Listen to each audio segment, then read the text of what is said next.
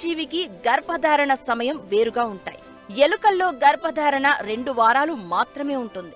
అదే ఏనుగుల్ని తీసుకుంటే సుమారుగా 2 ఏళ్లు ఉంటుంది. సుదీర్ఘకాలం పాటు గర్భధారణ సమయాన్ని దాటుకుని మామ్మోతులను సృష్టించడంపై ఇప్పుడు అమెరికా శాస్త్రవేత్తలు జోరుగా ప్రయోగాలు చేస్తున్నారు. ఇది ఎంతవరకు సక్సెస్ అవుతుందనేది ఇప్పటికీ తెలియదు.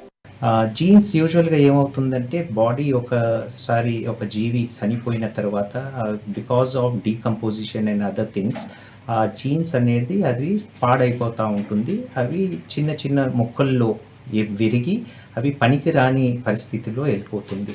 అదే ఫాసిల్స్లో అలాంటి సిస్టమ్స్ మనం చూస్తాము. అవిట్లో మనం జీన్స్ రిట్రీవ్ చేయగలుగుతాము, కానీ చిన్న చిన్న మొక్కల్లో ఉంటుంది.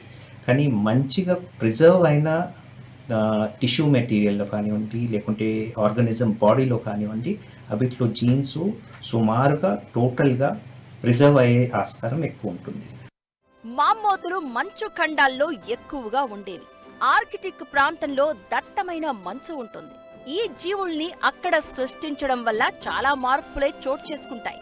అయితే ఈ ప్రయోగాలతో పునర్జన్మను పొందే మామ్మోతులు ఇప్పటి వాతావరణ పరిస్థితులను తట్టుకుంటాయా, నీటి ఎకోసిస్టంకు సరిపోతాయా అనేది పరిశీలించాల్సిన అంశం.